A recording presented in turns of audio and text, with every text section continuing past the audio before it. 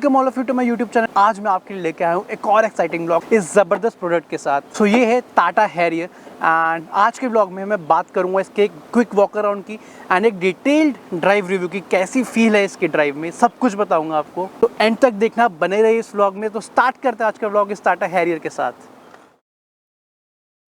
So this is the Tata Harrier in front of me and आगे बढ़ने से पहले कुछ बेसिक्स मैं आपको इसके बता देता हूँ।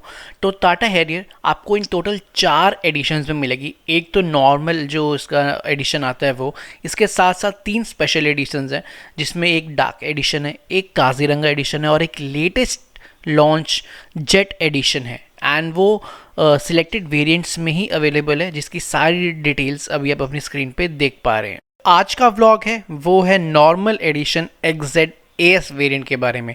तो चलिए अब शुरू करते हैं vlog. So let's start with the front. बहुत ही एग्रेसिव, बहुत ही ज़बरदस्त लुक आपको फ्रंट की इसकी मिलेगी। And here you will get DRLs जो कि साथ ही साथ इंडिकेटर्स का काम भी करते हैं। उसके नीचे आपको एक बड़ा सा हेडलैम्प का सेटअप मिलेगा जिसमें आपको रिफ्लेक्टर लैम्प मिलता है जो कि हाई बीम का काम करता है, और जो ये प्रोजेक्टर है ये लो बीम का काम करता है। उसके नीचे you will gate fog lamps. So this is about the light setup of the Tata Harrier.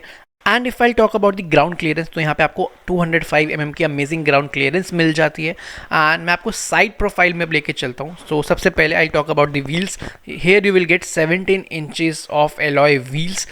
तो आगे वाले व्हील्स में यहाँ पे आपको डिस्क ब्रेक मिलेगी, रियर में ड्रम ब्रेक्स मिलेंगी। हालांकि जो अभी रिसेंटली जेट एडिशन लॉन्च हुआ है उसमें आपको चारों व्हील्स में डिस्क ब्रेक मिल जाती है। That is amazing for safety. And उसके बाद यहाँ पे आपको ब्लैक क्लैडिंग्स देखने को मिल जाएगी, सिल्वर ट्रीटमेंट देखने को मिल जाएगा क्रोम फिनिश में। एंड साइड ORVMs आपको ब्लैक फिनिश में मिलेंगे, ग्लॉसी ब्लैक फिनिश में। हालांकि ये डुअल टोन वाला वेरिएंट है जो आप देख सकते हैं, सिंगल टोन भी आता है। यहाँ पे आपको टर्न इंडिकेटर्स मिल जाएंगे। एंड डोर हैंडल्स की बात करूँ तो यहाँ पे आपको बॉडी कलर डोर हैंडल्स मिलेंगे, बट क्रोम की ट्रीटमेंट भी मिल जाएगी विद रिक्वेस्ट सेंसर। एंड उसके बाद विंडोज़ ग्लास के आसपास आपको क्रोम का ट्रीटमेंट मिल जाएगा। एंड एक चीज़ यहाँ पे आपको हैरियर की बैजिंग भी मिल जाएगी, तो ये काफ़ी अच्छा एंड प्रीमियम फील देता है दिखने में। एंड जो ये फ्लोटिंग रूफ डिज़ाइन है ना, ये कहीं ना कहीं इस कार को लुक्स में और एनहांस ज़रूर करता है। एंड यहाँ पे you will get fuel lid जो कि आप बाहर से ओपन एंड क्लोज कर सकते हैं। एंड एज यू नो ये हैरियर डीजल में ही आती है एंड BS6 बनाने के लिए इसमें एक AdBlue नाम का केमिकल डलता है। तो यूजुअली वो यहीं पर डलता है, बट हैरियर में उसकी जगह कुछ और है। मैं आपको वो दिखा देता हूँ, वेट। तो वो AdBlue जो सॉल्यूशन बोल लो, लिक्विड बोल लो, वो आपको यहाँ पे let me show you, wait, आपको यहाँ पे इसको खोल के अंदर ऐड करना पड़ता है। तो बूट ओपन कर ही लिए तो मैं दिखा देता हूँ। यहाँ पे आपको 425 लीटर्स का बूट स्पेस मिल जाता है जो कि सीट फोल्ड करके 810 लीटर्स का बन जाता है। That is really sufficient. यहाँ पे JBL का सब वूफर भी आपको मिल जाएगा जो आपके म्यूजिक एक्सपीरियंस को कहीं ना कहीं अच्छा सा बना देता है टाटा हैरियर में। एंड टेल लैम्प्स की बात करूँ तो beautifully wrapped LED tail lamps मिल जाती हैं, काफ़ी दिखने में बड़ी सी लगती हैं।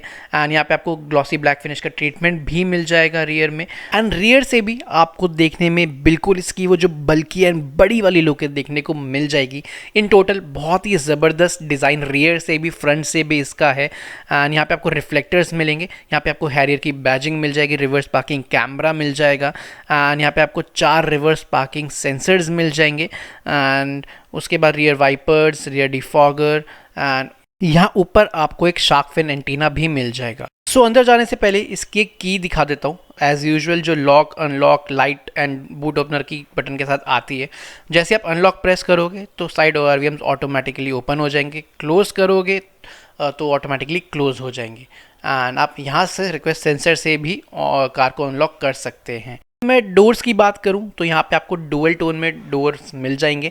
टाटा ने इससे जो कलर स्कीम है उसको नाम दिया है signature oak brown colour scheme. तो कुछ ऐसे ही आपको डोर्स में भी देखने को मिल जाएगा। यहाँ पे आपको पूरा सॉफ्ट टच मिलेगा जो कहीं ना कहीं एक प्रीमियम फील ज़रूर देता है। You will get satin finish में, सैटन सिल्वर में डोर अनलॉक का लीवर। यहाँ पे आपको सारे पावर विंडोज़ के कंट्रोल्स मिल जाएंगे। एंड यहाँ पे आपको JBL का स्पीकर सिस्टम मिलेगा। यहाँ पे साइड ORVM के सारे कंट्रोल्स आपको मिल जाएंगे जो आपने बहुत सी टाटा की कार्स में देखे होंगे। एंड यहाँ पे आपको bottle holder, umbrella holder and काफ़ी स्टोरेज कंपार्टमेंट डोर्स में मिल जाएंगे। तो एक छोटी बॉटल, बड़ी बॉटल मैंने रखी हुई है, बाकी आप स्पेस देख सकते हैं। If I talk about the seats, तो यहाँ पे आपको same signature oak brown leather finish में सीट्स मिलेंगी, पूरी लेदर फिनिश है। यहाँ पे आपको साइड एयर बैग्स भी दिए गए हैं एंड जो इसका बैक सपोर्ट है काफ़ी कंफर्टेबल है। ये आपको सीट का जो बिल्कुल डिस्कम्फर्ट नहीं होने देगी, बट हाँ जो अंडर थाई सपोर्ट है थोड़ा सा और होता तो थोड़ा बेटर होता, बट हालांकि ये भी सही है।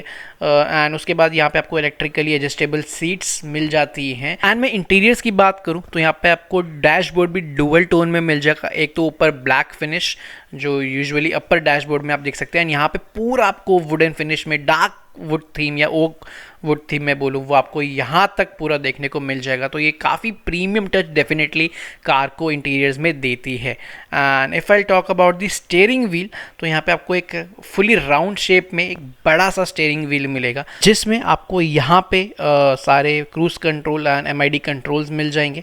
एंड लेफ्ट साइड में सारे मीडिया कंट्रोल्स, फ़ोन कनेक्टिविटी के कंट्रोल्स मिल जाएंगे। यहाँ पे आपको हेडलैम्प्स के कंट्रोल मिलेंगे, ऑटो हेडलैम्प्स का फीचर दिया गया है। Here you will get wiper controls with automatic rain sensing feature.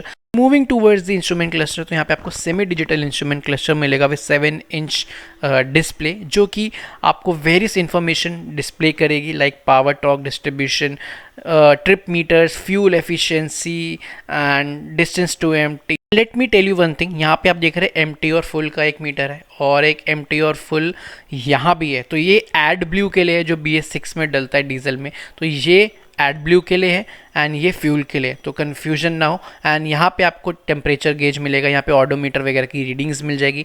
यहाँ पे कौन से मोड में है, पार्किंग में है, न्यूट्रल में है, ड्राइव मोड में, वो मिलेगा। उसके नीचे सिटी मोड में है, स्पोर्ट्स मोड में, वो देखने को मिलेगा। एंड यहाँ पे आपको RPM मीटर देखने को मिलेगा। यहाँ पे डिजिटली RPM शो होती है। मैं आपको दिखा देता हूँ, अगर आप यहाँ से स्पोर्ट्स मोड या इको मोड जो भी सिलेक्ट करोगे तो वहाँ पे वहाँ पे स्पोर्ट्स मोड लिखा आ गया। साथ ही साथ जो अगर आप डिफरेंट टेरेन मोड सिलेक्ट करोगे तो जैसे आप रोटेट करोगे वहाँ पे एक बहुत ही अच्छी एनिमेशन के साथ दिखेगा।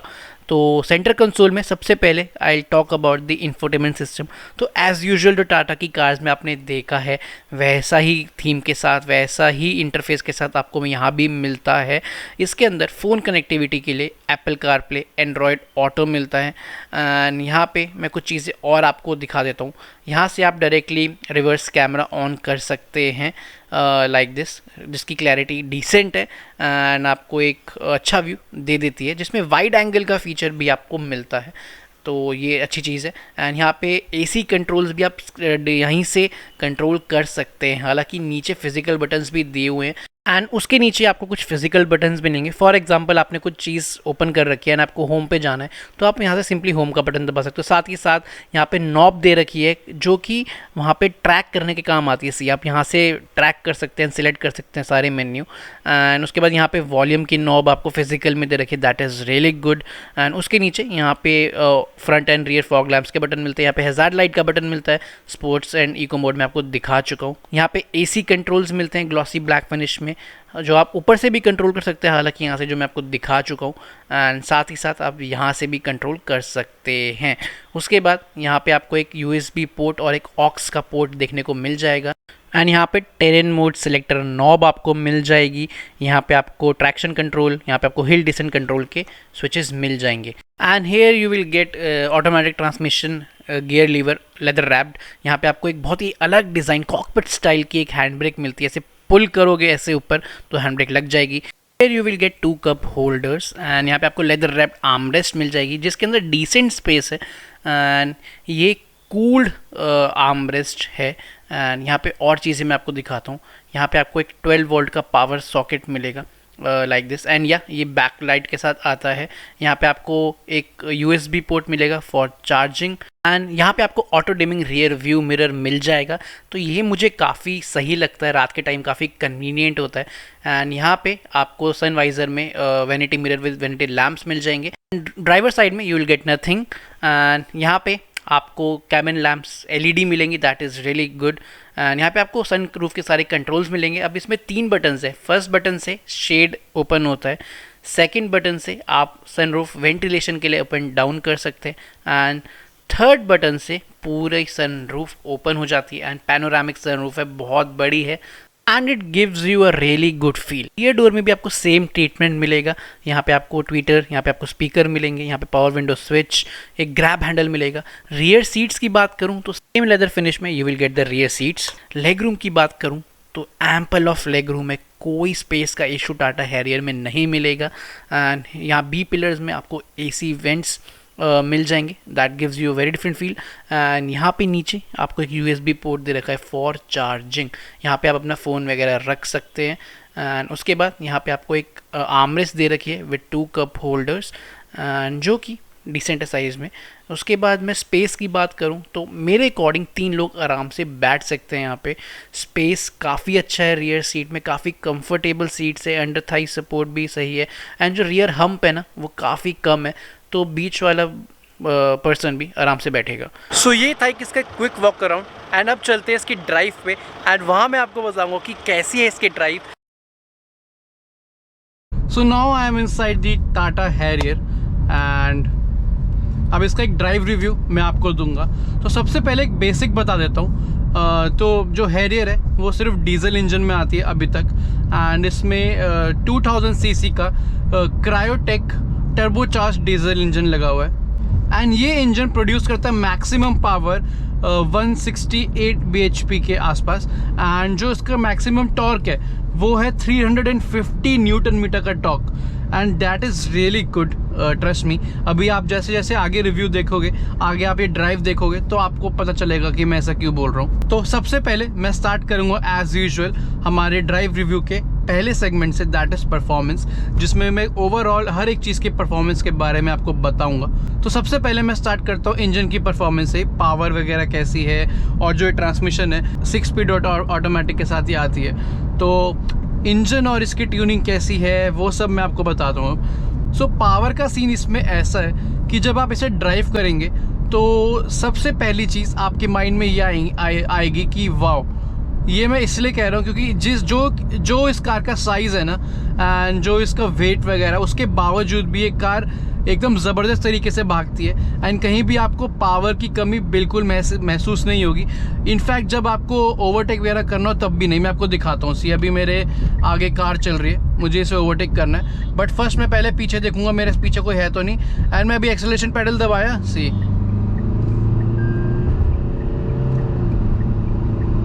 कार मेरी 100 तक पहुंच गई आराम से। सो ये चीज़ इसमें मुझे काफ़ी अच्छी लगी, एंड इसका मैं आपको एक पिकअप दिखा देता हूँ नॉर्मल मोड में कैसे रहेगा। अभी मैंने नॉर्मल मोड में डाल लिए, ठीक है, AC में ऑफ कर देता हूँ। अब मैं पिकअप दिखाता हूँ। सी 1 2 3,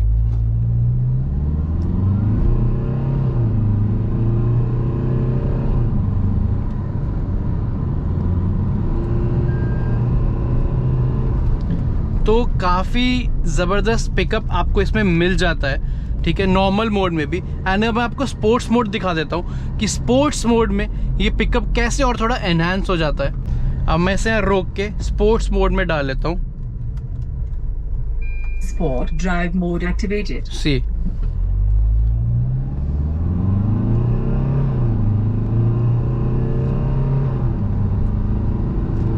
एफर्टलेसली मेरी कार 100 तक पहुंच गई इतनी सी देर में, और सी क्या ज़बरदस्त कार भाग रही है।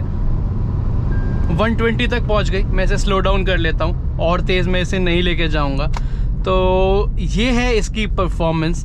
नॉर्मल मोड में भी, जो सिटी मोड है इसका, नॉर्मल सिटी मोड, उसमें भी काफ़ी सही परफॉर्मेंस है। डेली रूटीन की लाइफ में जो आपको कार चलानी है उसमें कोई आपको इशू नज़र नहीं आएगा। एंड स्पोर्ट्स मोड में अगर आपको कभी कभी हाईवे पे कार भगानी है तो स्पोर्ट्स मोड भी इसका है, वो भी काफ़ी, मैंने अभी दिखा दिया कितना माइंड ब्लोइंग है, बट उसमें ओवरऑल एवरेज वगैरह में फ़र्क पड़ जाएगा थोड़ा बहुत आपका उसमें। एंड उसके बाद मैं बात करूँगा ट्रांसमिशन की, कि ट्रांसमिशन ये ऑटोमेटिक वेरिएंट है, तो इसकी जो गियर शिफ्टिंग है वो कैसे हैं। अगर आप ऐसे लोगों में से जो कार को आराम से चलाते हैं, सॉफ्ट एक्सेलरेशन के साथ, ज़्यादा भगाना पसंद नहीं करते एकदम से दबा के एक्सेलरेशन पैडल, तो उस केस में ट्रांसमिशन में आपको किसी तरीके का ऐसा कुछ डिले वगैरह ज़्यादा फील नहीं होगा। जो गियर शिफ्टिंग है उसके बीच में कुछ ऐसा लैग वगैरह फील नहीं होगा। अगर आप आराम से पिकअप लेंगे ग्रेजुअली, जैसे मैं अभी चला रहा हूँ, तो इसमें जो गियर शिफ्टिंग है वो आपको हल्की सी फील ज़रूर होगी कि गियर शिफ्ट हुआ है अब। बट अब मैं बात करता हूँ हार्ड एक्सेलरेशन की, कि अगर आप उन लोगों में से हैं कि जिनको हार्ड एक्सेलरेशन पसंद है कि आप बैठते पूरा एक्सेलरेशन पेडल ऐसे दबा देते हो और आपको चाहिए कि कार ऐसे एकदम पिकअप ले जाए। तो इस केस में कार कैसी परफॉर्म करती है अब मैं आपको ये बताता हूँ। तो अभी मेरी कार चल रही है, मैं इसे क्रूज में डाल देता हूँ ताकि मेरे को आपको बताना ईजी होगा। अभी मैंने इसे 60 पे सेट कर दिया क्रूज में। अभी मेरी कार 60 पे चल रही है एंड आपको पिकअप लेनी है विद हार्ड एक्सेलरेशन। अब मैं पूरी एक्सेलरेशन पेडल एकदम से दबा रहा हूँ, एकदम हार्ड देखना, ठीक है। उस केस में क्या होगा मैं फिर आपको बताता हूँ। 1 2 3 दबा दिया।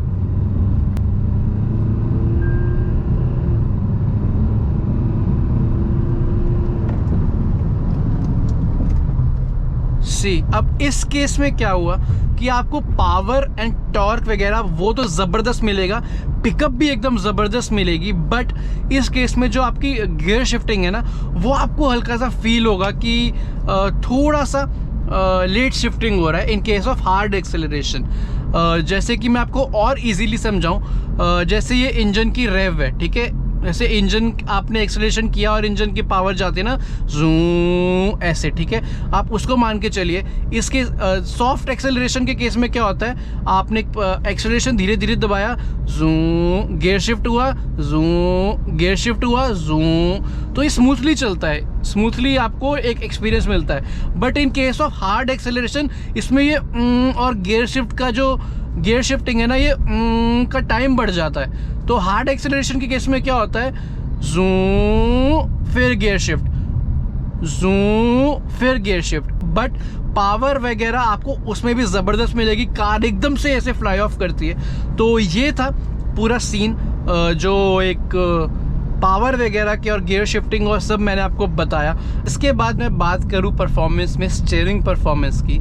एक्चुअली इसके स्टीयरिंग का ये सीन है, अगर आप हाई स्पीड में कार चला रहे हैं या मैं बोलूँ कि 40-50 के ऊपर चला रहे हैं तो उस केस में स्टीयरिंग काफ़ी आपको लाइट फील होता है। बट यही जब आप लोअर स्पीड में आ जाते हैं या कार धीरे करके कोई टर्न ले रहे होते हैं या यू टर्न ले रहे होते हैं तो उस केस में थोड़े आपको हैवी फील होगा। तो ये चीज़ इसके स्टीयरिंग में। बट हालांकि जब आप क्रूज़ कर रहे होंगे, आप ऐसे स्पीड्स में होंगे तो आपको ऐसा कोई हैवीनेस फील नहीं होगी। एंड मैं आपको ये दिखा देता हूँ। आगे मेरे एक शार्प टर्न है तो उस ऐसे शार्प टर्न्स में स्टीयरिंग की आउटपुट कैसी है, ठीक है, मैं वो दिखा देता हूँ। सी अभी मेरी कार 70 में चल रही है, मैं 60 में करके इसे टर्न लूँगा। सी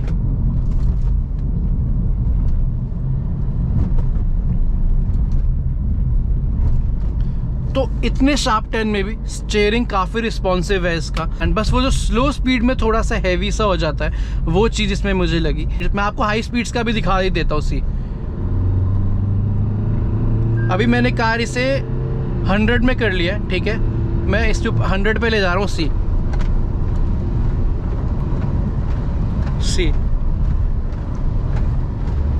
सो स्टीयरिंग का रिस्पॉन्स काफ़ी अच्छा है even on the high speeds.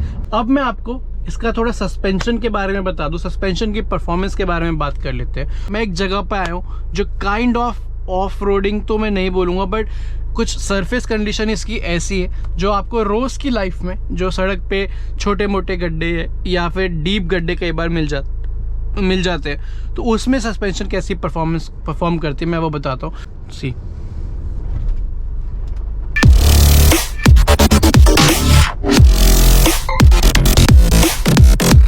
Suspension की मैं सीधी सी बात करता हूँ। अभी नॉर्मल टेरेन मोड में इसमें टेरेन मोड्स भी हैं जैसा कि मैंने आपको बताया था। इसकी सस्पेंशन आपको थोड़ी स्टिफ फील होगी, ज़्यादा सॉफ्ट फील नहीं होगी।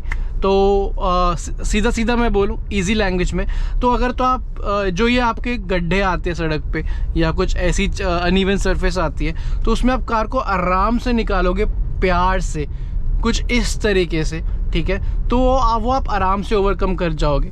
उसमें आपको कुछ ज़्यादा कार या सस्पेंशन ज़्यादा दिक्कत नहीं देगी। बट अगर आप हाई स्पीड्स में कार निकालोगे सी ऐसे कुछ सी, अब आगे वो अनइवन है सी, सो उस केस में ऐसा नहीं है कि बहुत जर्क या पूरे आपको फील हो रहे हो, बट आपको थोड़ी सस्पेंशन की नॉइज उस सिचुएशन में आएगी, थोड़ी बहुत ज़्यादा नहीं। टेरेन मोड का रफ मोड सिलेक्ट करके देख लेता हूँ कि कुछ क्या फ़र्क पड़ता है या नहीं। Rough road mode activated. अभी एक्टिवेट हो चुका है। अब मैं देखता हूँ क्या फ़र्क पड़ता है या नहीं। तो अगर आप रफ मोड में डालोगे तो हालांकि मुझे ऐसा कुछ ज़्यादा डिफरेंस फील नहीं हुआ कि सस्पेंशन वगैरह में भी ऐसा कुछ चेंजेस आ गए हो। अब बात कर लेते हैं हमारे रिव्यू के नेक्स्ट सेगमेंट की, that is noise and vibration. सबसे पहले मैं नॉइज़ में आता हूँ एंड एक चीज़ मुझे काफ़ी सरप्राइजिंग लगी, वो ये है कि एक ये डीजल कार है, ठीक है, एंड जो एक्सपेक्टेशन मुझे एक डीजल कार से थी नॉइज़ की इनसाइड द कार, उसमें इसने मेरे को डिसअपॉइंट किया मेरी एक्सपेक्टेशन पे। एंड ये अच्छी चीज़ है, क्यों? क्योंकि इसमें बहुत ही मिनिमम आवाज़ है इंजन की कैबिन के अंदर। वो भी कब कब आती है मैं आपको वो बताता हूँ। अगर अभी तो कार आप ऐसे क्रूज कर रहे हैं, अभी मेरी कार 60 से 80 के बीच में चल रही है, इस स्पीड में इंजन की आपको कई बार तो ट्रस्ट मी आपको नहीं पता चलेगा, फील नहीं होगा कि आप एक डीजल इंजन चला रहे हैं। बट अगर आप ये लोअर स्पीड में कार चला रहे होंगे, या मैं बोलूँ कि लोअर आरपीएम में चला रहे होंगे, लाइक 10-20, या जस्ट आपने एक कार पिकअप की है, कार चलाना शुरू किया, तो उस सिचुएशन में थोड़ी वो हैवीनेस की जो आवाज़ होती है ना डीजल इंजन की, गड़गड़ गड़गड़ गड़गड़, तो वो थोड़ी सी अंदर आती है। मतलब वो ऐसा नहीं कि डिस्ट्रैक्ट करेगी एंड आपको वो थोड़ा बहुत फील होगा, बट ट्रस्ट मी वो आपको बिल्कुल डिस्ट्रैक्ट नहीं करने वाली। एंड जब आप ऐसे पिकअप लेते हैं ना, जैसे मैंने अभी लिया, तो इस केस में भी ऐसी कोई बहुत ज़्यादा डीजल की, बहुत ज़्यादा इंजन की आवाज़ अंदर नहीं आती। एंड मैं बाकी नॉइज़ की बात करूँ इंटीरियर से, जैसे कि जो इंटीरियर्स में से आती है कई बार, या विंडो पेन्स वगैरह में से, या जो रबर पार्ट्स होते हैं उसमें से जो नॉइजेज़ आती है। जो ये हैरियर है, ये एक मीडिया कार है जो मुझे रिव्यू के लिए मिली है, एंड मैं इसे लास्ट 1 वीक से ड्राइव कर रहा हूँ। मैंने खुद ने इसे अराउंड 507 किलोमीटर ड्राइव कर लिया एंड ओवरऑल ये कार चली हुई है 36,900, मैं बोलूँ तो मोटा मोटा 37,000 किलोमीटर चल चुकी है। इसके बावजूद भी ऐसे इंटीरियर से कार चलाते हुए मुझे कोई कहीं से आवाज़ नहीं आई, किसी भी पार्ट से, चाहे मैं यहाँ की बात करूँ या वैसी, वहाँ से कहीं से आवाज़ नहीं आई। That is really good. And अब मैं बात करता हूँ वाइब्रेशंस की। तो वाइब्रेशंस, ये डीजल इंजन है एंड डीजल इंजन में vibrations as compare to petrol engine होती ही होती है। आपको कहाँ और कैसे फील होगी मैं आपको वो भी दिखाता हूँ प्रैक्टिकली। तो वो वाइब्रेशन ना, आप कार चला रहे हो नॉर्मल क्रूजिंग स्पीड में तो आपको ऐसी कोई स्टीयरिंग वगैरह पे वाइब्रेशंस नहीं आएगी, बट जब आप इसे लोअर स्पीड पे ले आओगे, ठीक है, मैं आपको क्या दिखाता हूँ, रोक दी, आपने कार रोक दी है, मतलब कार ऑन है पर चल नहीं रही, कार आपने एकदम रोकी हुई है, तो उस केस में आप स्टीयरिंग को पकड़ोगे तो बहुत माइनर सी आपको वाइब्रेशंस फील होंगी, बहुत माइनर सी, आपको शायद दिख भी रहा होगा। आई डोंट नो कैमरे में वो ये हल्की बहुत जो वाइब्रेशन दिखती है हिलता हुआ, ये दिख रहा है नहीं दिख रहा, बट बहुत हल्की सी आपको फील होगी। बट जब आप कार चला रहे होगे वाइल ड्राइविंग, ऐसी कुछ चीज़ आपको डिस्टर्ब नहीं करेगी वाइब्रेशन वगैरह। तो अब बात कर लेते हैं हमारे रिव्यू के नेक्स्ट सेगमेंट की, that is comfort and convenience. तो सीट का जो कंफर्ट है उसमें एक अच्छी चीज़ है और एक थोड़ी सी जो चीज़ मुझे लगी जो इम्प्रूव की जा सकती है। तो जो अच्छी चीज़ है पहले मैं वो बताता हूँ। जो बैक सपोर्ट है उसका कंफर्ट सही है, उसमें कोई इशू नहीं है। सीट आपको हक करके रखती है ऐसे, तो उसमें आपको कंफर्ट में कोई ऐसा इशू नहीं मिलेगा। बट अंडर थाई सपोर्ट आपको थोड़ा सा कम लगेगा इसमें रीचेबिलिटी की बात करूँ तो यहाँ पे अगेन हर एक चीज़, जितने भी स्विचेस वगैरह हैं सब आपके रीच में, आपको ऐसा कुछ एक्स्ट्रा एफर्ट नहीं करना पड़ता ड्राइव करते हुए। ये आर्मरेस्ट वगैरह की पोजीशनिंग भी काफ़ी अच्छी है यहाँ दोनों जगह, लेफ्ट राइट में, तो वो आपको कंफर्ट प्रोवाइड कराते हैं। एंड नेक्स्ट चीज़ कंफर्ट में मैं बोलूँ, इसकी जो व्यू है, व्यू वगैरह है उसमें काफ़ी ज़बरदस्त है ये, ट्रस्ट मी। जो वो आपको फील आती है ना कंफर्ट की, जो इसका बोनट है, एक तो इसका डिज़ाइन फुली ग्रोन एसयूवी जैसा है, आपको यहाँ से बैठ के पूरा बोनट दिखता है ऐसा ऊपर की तरफ, ठीक है, तो वो आपको काफ़ी ज़बरदस्त ऐसा फील देता है, कॉन्फिडेंस वाली फील देता है। अब मैं कन्वीनियंस पे आ जाता हूँ। इसमें आपको क्रूज कंट्रोल दे रखा है, दैट इज़ गुड। इसमें आपको ऑटोमेटिक हेडलैम्प्स दे रखे हैं, तो यहाँ पे आपको ऑटोमेटिक रेन सेंसिंग वाइपर्स दे रखे हैं, that is again a nice thing. और यहाँ पे जो रियर व्यू मिरर है ये auto dimming rear view mirror है, जस्ट आपको वहाँ से ये ऑन करना पड़ता है, आप ऑन करके छोड़ दो एंड जैसी रात के टाइम में जैसे पीछे से कोई लाइट्स वगैरह आएंगी तो ये ऑटो डिम उसे कर देगा, तो ये काफ़ी कन्वीनियंट है। मेरे अकॉर्डिंग जो मुझे इस एक लास्ट 1 वीक में फ़ील हुआ कि इस साइज़ की कार के लिए जो चीज़ें और थोड़ी ज़रूरी है वो इसमें अगर हो जाए तो बेटर होगा। एंड वो चीज़ क्या है, वो चीज़ ये है कि इसमें फ्रंट पार्किंग सेंसर्स नहीं है। अब मैं चलता हूँ अपने रिव्यू के नेक्स्ट सेगमेंट में, that is the most amazing segment and most important segment, and वो है फ्यूल इकोनॉमी। तो फ्यूल इकोनॉमी की तो इसमें बात काफ़ी सही है।